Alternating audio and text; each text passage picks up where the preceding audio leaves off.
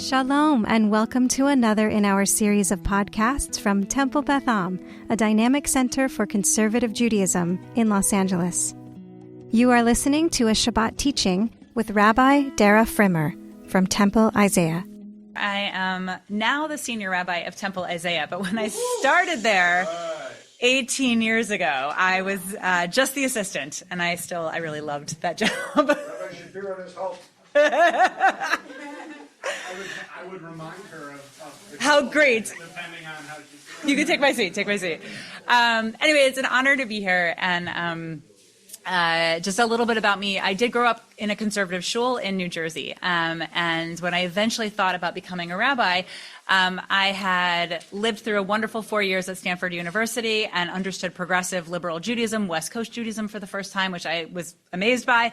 I spent a little time in Israel, a little time at Harvard Divinity School, and through various influences, including some great Reform rabbis, I eventually chose the Reform movement. But I think part of what I love about the invitation from Beth Am, so thank you, is just the idea that we as Jews don't spend nearly enough time with each other. It's sort of like we find our building, we stay in our brick and mortar, and we in fact forget how wonderful it is to learn together, to pray together. So it really is a delight to be here. In the wake of celebrating the 9th of Av this past week, I've had a lot on my mind, both because of the Jewish calendar, but also because of the state of the world post-October 7th, the state of sort of the heightened polarization and hate speech as we anticipate the election in November, and in general, the very fragile state of American Jewish life and Jewish community. For many years now, it feels that we have been living through a chapter of incredible anti-Semitism, and in that vulnerability, it's not just once a year that we think, is it all coming to an end? Is this sort of the final chapter of our great story, and these external threats that are seemingly insurmountable? What do we do? How do we prepare? What do we do as a response? And so what I wanted to do today, and that's why I named the shir, the world is about to end, now what? Is one, just to acknowledge in Jewish time and history and in practice, we oftentimes sit in this space where we wonder, is this it? And yet, I would point out, we're still here. So we're doing something that helps us move through these places of existential fear. And I wanted to look today at one particular midrash, focusing on Adam, and I'm sure it's familiar to you, the first night that he and Eve ever experienced. But really the bigger context is wondering if what our tradition has taught us and continues to teach us about our resources and tools that we need to sort of hold on to even more these days that will help us endure periodic moments of fear, maybe even very highly particularistic ones about things that are happening in our families or in our communities where we feel like a dream that we had is crashing, or a plan that we had set seems to be dissolving, and some of the more national concerns we have. The future of our beloved homeland. What happens after this next election? Big questions that Americans are asking about. Is there any sense of a fabric that holds us all together? So let's take a look, if you will, at, and I'm sorry I didn't bring the Hebrew translation, but an English version of this midrash from Avodah Zarah. Would someone like to read it? I know it's very small print. I apologize. I did not also look at my own glasses. Thank you, please. Our masters taught, when Adam, on the day of his creation, saw the sun sinking in the sky before him, he said, "Woe is me, because I acted offensively, the world is darkening for me, and is about to return to darkness and desolation. Indeed, this is the death that heaven has decreed for me." So he sat down to fast and to weep throughout the night, while Eve wept beside him. But when the dawn began slowly rising like a column, he said, "Such is the way of nature," and then proceeded to offer up a bullock, yeah, a cow. So, okay, familiar to people? Have you seen this before? A little bit, yes? So why does Adam think the world is ending? What evidence does he have?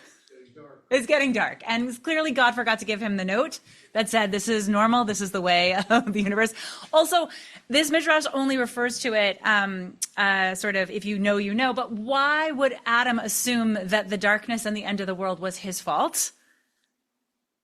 Story with the apple and the snake. That's right. So the Midrash jumps in assuming, or maybe proposing the question of how is he reflecting on what may have been a deep sense of guilt? He just ate from the fruit. He understands maybe already that the garden is no longer his. And in that state, he sees the evidence before him, darkness, which he has never experienced. Without any other information, he assumes this is my fault. And the world is coming to an end, or it's going back to tohu vavohu, total chaos. And what are his reactions? And eventually Eve's reaction as well. What does he choose to do in that moment? Yeah, well, that's only after the sun comes up. So before that, when he actually thinks the world is ending, he fasts, which is fascinating, right? That's a great rabbinic interpolation of already in the garden, they understood fasting was a very Jewish response. He prays. What other words would you use? What else is he doing? He cries, right? We just read through Eicha, Lamentations, right? He laments. He uses his words. And there's one other thing he does that I at least can identify. He has Eve. So Eve cries with him, laments with him ostensibly. So it's only the two of them, but there's community in that moment. And the last thing I would just say that seems obvious is he endures.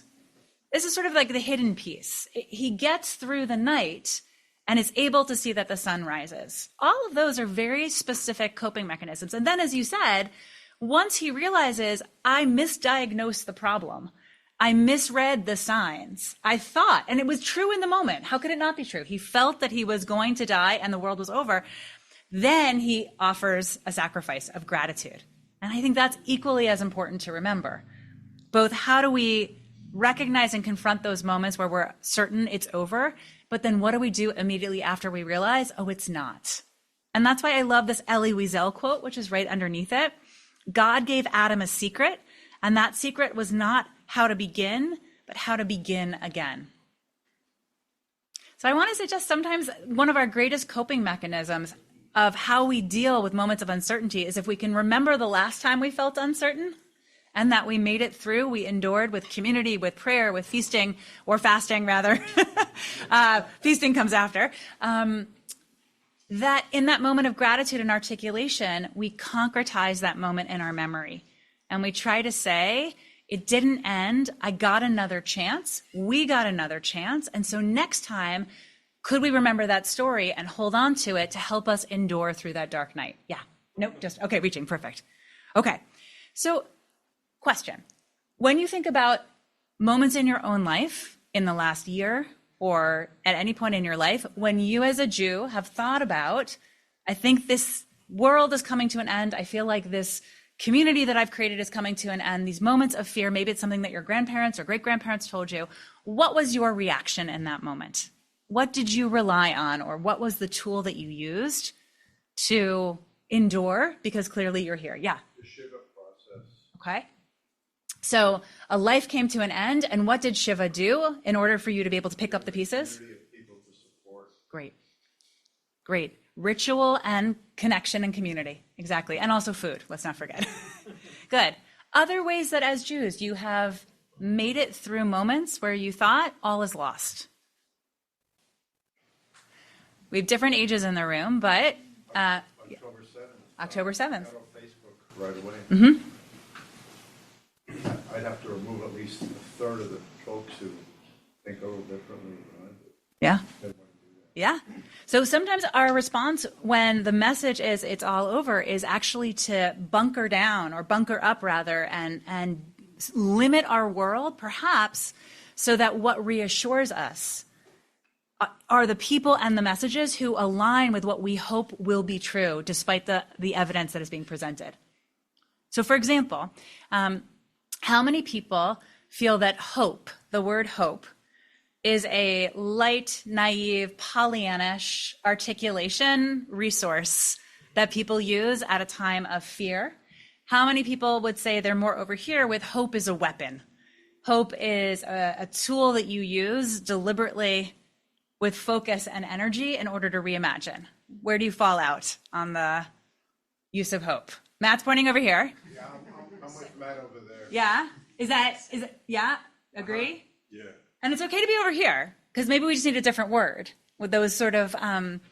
the platitudes and the truisms that often come, oh, it'll be fine. They're better off wherever they are now. We have a lot of reason why we hate false optimism. But one of the things I want to also say, and if you turn to the very bottom where it says Jonathan Sacks of blessed memory, is that one of, I think, our most helpful ancient and modern customs of confronting as Jews moments where we feel like we have broken and I'm not sure we're going to be able to rebuild is by employing hope. But I think Rabbi Sacks says it beautifully. Does anyone want to read? I know it's so tiny, the print. I apologize. Thank you. Yes. What has happened is a failure to understand the difference between optimism and hope. They sound similar, but they are quite different. Optimism is the belief that things will get better. Hope is the belief that if we work hard enough, we can make things better. Between them lies all the difference in the world. Optimism is a passive virtue, hope an active one. It needs no courage, only a certain naivete to be an optimist. It needs a great deal of courage to have hope. The prophets of Israel were not optimists. When everyone else felt secure, they saw the coming catastrophe. But every one of them was an agent of hope. Yeah. Yes. In my opinion, I don't think hope solves the problem. Mm-hmm. I think the strength and not be afraid and face the challenge. Thank you. Yes. I think this solves the problem. Yes. If we are strong, Yes. if we are fearless, Yes. then we deal with it. If we'll just rely on hope, Yes. we know bad things happen. Good. Perfect. So I'm going to put that into that reaction. I agree. When we think of hope only as a feeling or a dream or words that we use, but it doesn't match up with action and with resolve, it can feel like it has no legs to it. And then it doesn't change the world. But I think sometimes what we're trying to do, so it's really, again, hope can be the operative word here. How do we find the language to say, when we are confronted with a message that says it's over, you have no more options, how do we rediscover our agency? What is it that will teach us, tell us, inspire us to say, I refuse your offer that says it's gone, it's done, and instead, in this case, I think what Rabbi Sacks is trying to say is that optimism is the words, hope is the resolve to stand up and show up. And to believe that action will make a difference. Yeah. You know, Rabbi Sacks is brilliant, so I'm so glad you quoted him. The second thing he said is, hope is the belief that if we work hard enough, we can make things better. Between them lies the difference. Lies all the difference in the world. Yeah. In the labor movement, we have a saying: "Don't mourn, organize." Yes. And that really encapsulates what we do because we're constantly having setbacks. Yeah. Constantly. I live in a world of crisis. That's why I like Shabbat. Mm-hmm. That's right. And so, your world actually is perfectly designed for the quote at the end, which we'll get to, which is, what if we're just always in the end of the world? What if that is a perpetual state of existence? We have choices even in that extreme example, which is to show up, to organize, and to reassert the control and the agency that in so many ways destruction, devastation, trauma, mourning, and grief takes away from us temporarily. When it takes our breath away and we can't imagine after October 7th, how do we even function in this world? But how do we, using our Jewish tools and our resources and our language, find that sense of agency and resolve again? Yeah. They say that every Jewish generation thinks it is going to be the second to the last Jewish generation. And God willing, we will continue to persevere and overcome that feeling. Yes. Yes. I actually do want to jump to this quote really quickly, just off of what Norman said. There's a book called The Sea of Tranquility by Emily St. John Mandel. And so she's writing, it's a futuristic book. So she's writing in the voice of her character. But she says, this character is saying, my point is there's always something. I think as a species, we have a desire to believe that we're living at the climax of the story. It's a kind of narcissism. We want to believe that we're uniquely important and that we're living at the end of history, that now, after all these millennia of false alarms, now is finally the worst that it's ever been, and finally we have reached the end of the world. But all of this raises an interesting question, Olive said. What if it's always the end of the world? And then she paused for effect. Before her, the holographic audience was almost perfectly still. Because we might reasonably think of the end of the world, Olive said, as a continuous and never-ending process. So take what you want in terms of literature, but there is this idea that somehow, no matter how adept we are at studying Jewish history, and we could make a laundry list if we had more time of every moment since Genesis, that we have been at the end of the world, both Torah, rabbinic, crusades, wars, October 7th, so many moments, and we continue to survive and endure and thrive. So clearly, we're not at the end, except it feels like we are. And maybe there's a lack of certainty over what gets us through, except it feels so deeply Jewish and honest to say, this is what gets us through. We lament, we endure, we find community, we draw on our collective strength. We talk about what gives us a dream beyond this moment. Very deeply Jewish. So why do we worry and panic so much? Yes, Matt. It's interesting. That'd be a better way to do it. You just need to throw it like a football. Get to. As you're talking, by the way, I love that novel. I read it like maybe a year ago. I really enjoyed it. About a year ago, I was prepping for my high holiday adjacent sermon, which I talked about Mashiach extensively. Yes, which also a great right? coping mechanism. Right? But similar, right? Because when Norm was saying how every Jewish generation thinks it might be the second to last, I think about what I learned in school where we were taught that the idea of the Messiah as always not quite yet here, right? So that's it's sort of two sides of the same coin, right? And so how does that just bubbled up for me? Yep. And you're talking, it seems like you're leaning into thinking about resources for how to navigate this time, and I look forward to hearing that. And I wonder if there's a piece here of creation and destruction can also be two sides of the same coin, right? In order for something new to be born, something else needs to fade away, right? That can often be the case. And just as things may be crumbling, right? We also talk about how God creates the world anew each day, and there's always, right? And so that doesn't go to just a Pollyannish, oh, sure, things might be crumbling, but something new will come, but also finding the opportunities for growth, creation, et cetera. Yeah. And if creation is built in to every day, then I think there's an expectation that also in some way destruction is also built in, right? Otherwise, why are you creating something new if everything was perfect the way it was? Yeah. The reference to God renewing in goodness each day, the act of creation, is coupled, we say that every day, and it's something that for me really keeps me going. And it's coupled with something that I learned from my mentor, Elliot Dorff. And I realized this was over 50 years ago. And it's very hard for me to accept that. And, but he says that Adam shutaf ma'aseh bereshit, that we humans are partners with God in the act of creation.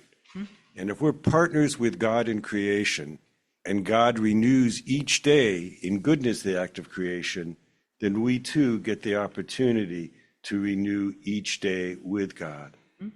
And that's something that for me keeps me going. And it ties in with what, Viktor Frankl says. It's not so much what happens to you, it's how do you respond. Yes. Beautiful. Beautiful. Yeah.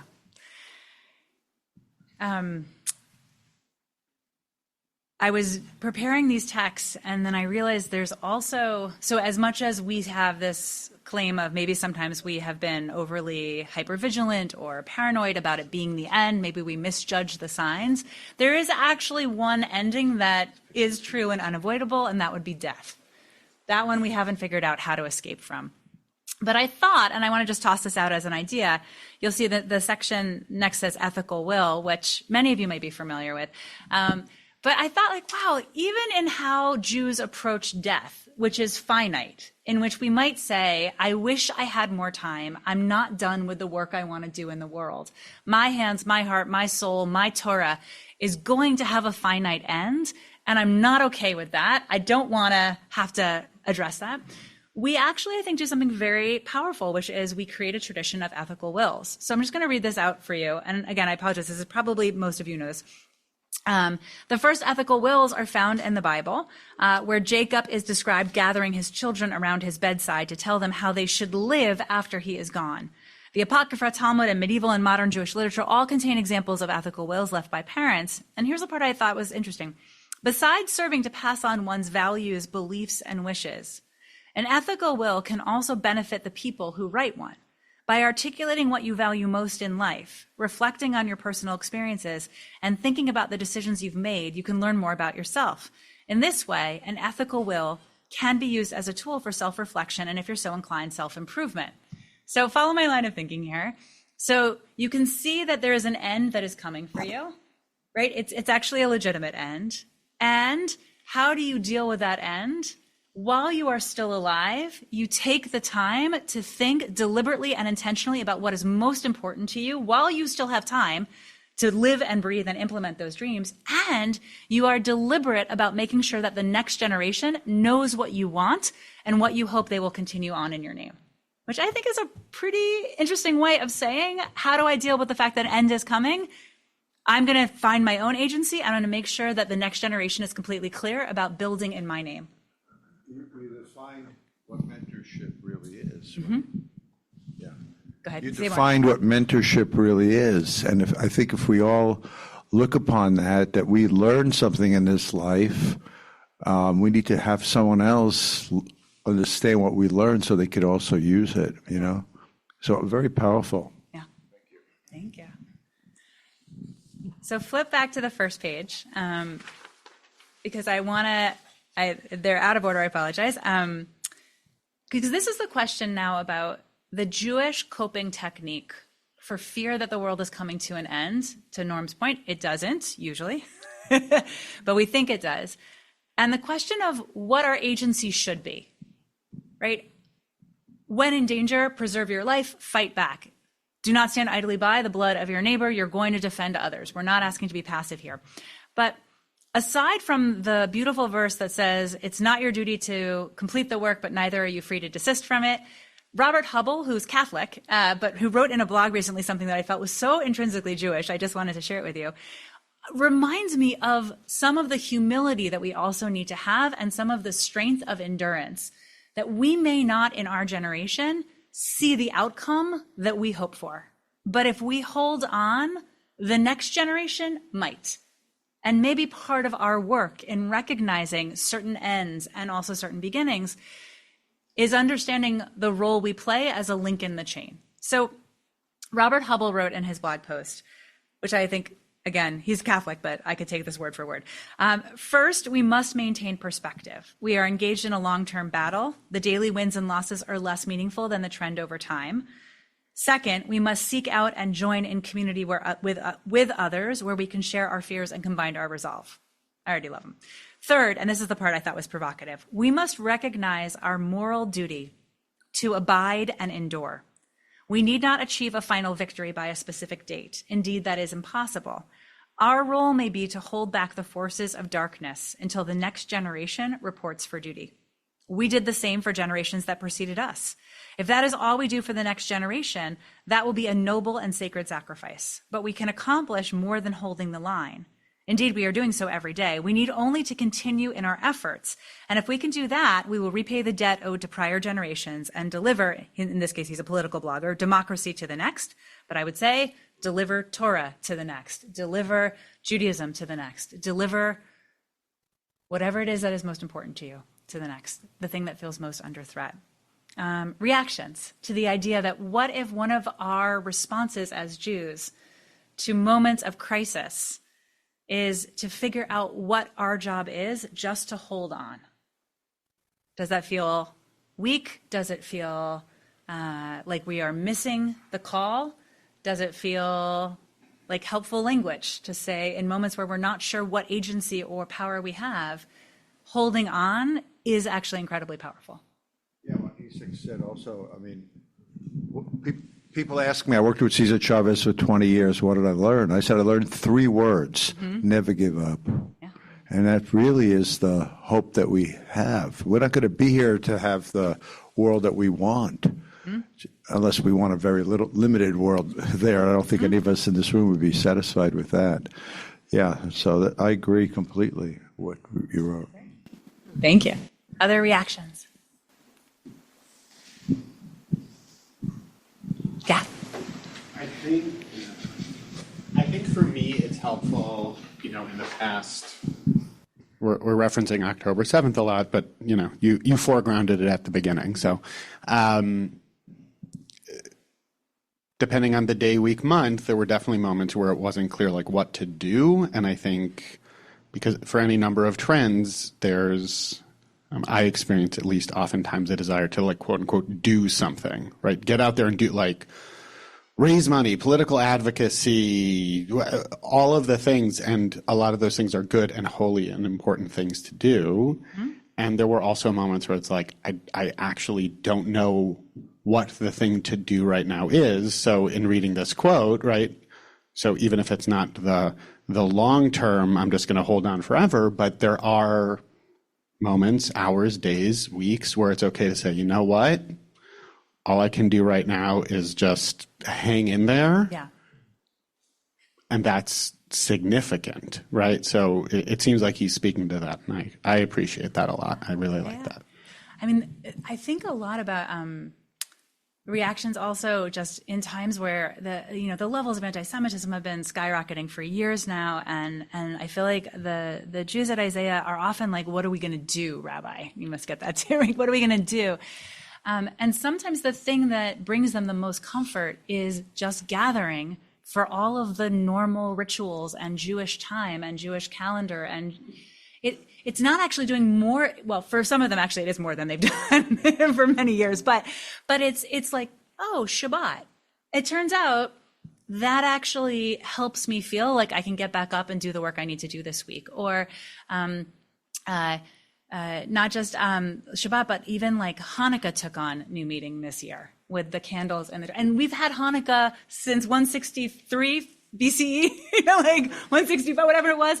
Like we've had it for a long time, but in using what we already have held on to in each and every generation where we are worried about this catastrophe, some of these resources that seem so ordinary and so commonplace and so familiar actually become some of the most miraculous, extraordinary rituals, words, opportunities to gather. So I think sometimes about, like, there's a part of me that wants to give a High Holy Day sermon that is like, let's just go back to being Jews, which feels like, because it seems so small, but if you redouble your efforts to participate in Jewish community, to study a little Torah, all of which you know, it has the roots that you need to be planted in something that feels much more aspirational and hopeful than if you plant your roots in social media or if you spend all your time agonizing over the media headlines. So I think, again, this should not feel like new to anyone, but I think part of it is trying to post Tisha B'Av, think about how we really need these resources and these tools presented back to us every day, because the world does feel incredibly vulnerable and precarious and unstable. Yehuda Kurtzer gave a lecture this summer where he said, like, only the Jews would think, with their commitment to Tikkun Olam, that like 0.2% of the population is responsible for healing the entire world. Like, we are so chutzpahdik in our, like, we can do it all. And sometimes that's what overwhelms us. But when we focus back in, maybe we start with our foundation again. And then from there, we find we have the strength, just like Adam and Eve found one another in the dark, to endure and wait till the sun rises again. So thank you for letting me teach and think out loud with you. You have been listening to another in our series of podcasts from Temple Beth Am, a dynamic center for conservative Judaism in Los Angeles. If you enjoy these podcasts, we invite you to write a review on the Apple Podcast site or wherever you get your podcasts. For more information about Temple Beth Am Los Angeles, go to tbala.org.